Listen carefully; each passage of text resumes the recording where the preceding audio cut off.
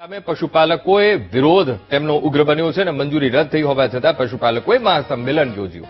પાટણના ખાડિયા મેદાનમાં યોજાયેલા સંમેલનમાં મોટી સંખ્યામાં પશુપાલકો જોડાયા. દૂધસાગર ડેરીમાંથી પ્રતિ લીટર દૂધના ભાવ સહિત વિવિધ મુદ્દાઓને લઈને તમામ પશુપાલકોએ એક સૂર મિલાવ્યા છે.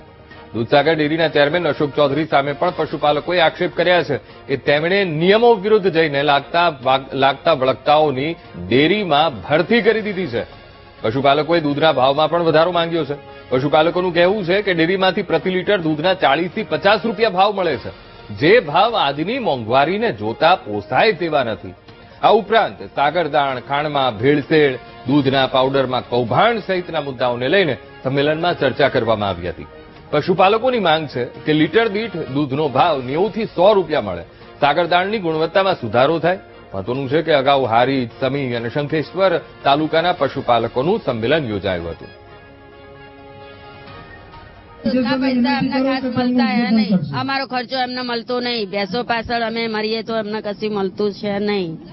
ભેંસોનો અમારે જે ખાણ લાવવું હોય, અમારે કઈ એના આજન વાસન કઈ એને લાવવું હોય તો અમને ખર્ચા પૂરા થતા નથી.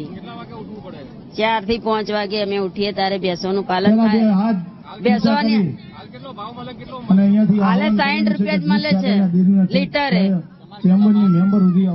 અમારા 100 રૂપિયા મળવા જોઈએ તો અમને ખર્ચો પરવડે. પશુપાલકોની વેદના સાંભળવી અને પશુપાલકોની વેદના સરકાર સુધી પહોંચાડવી એ કામ કરવાનું અમારું પશુપાલકના જે અમે બનાવી છે કમિટી, એ કમિટીનું છે. એટલે અમે આ વેદના પશુપાલકોની ઠેક સરકાર સુધી પહોંચાડવાના છીએ અને સરકાર શ્રી અમારું વાત નહીં સાંભળે તો અમે પણ વાત કરો છો. મારું તો એટલું જ કહેવું છે કે હવે આ નિયામક મંડળ જે નવું અશોકભાઈની આગેવાનીમાં ચૂંટાઈને આવ્યું ને એ હવે 5 વર્ષ પૂરું થવાની તૈયારી. આટલો સમય આ લોકોને ભ્રષ્ટાચાર કે કઈ કશું દેખાતું નતું, હવે ચૂંટણી ટૂંક સમયમાં જ છે તો પછી બધા ક્યાંથી એ પણ બોર્ડમાં એ અમારા જે છે લોકો એ બોર્ડમાં છે, કોઈ દાડો વિરોધ પ્રદર્શન કર્યું નહીં, કોઈ દાડો બોર્ડમાં વિરોધ અરજી આલી નહીં અને આ ટૂંક સમયમાં હવે બધું ઊભું કર્યું છે એ ચૂંટણી લક્ષી છે, બાકી કોઈ છે નહીં.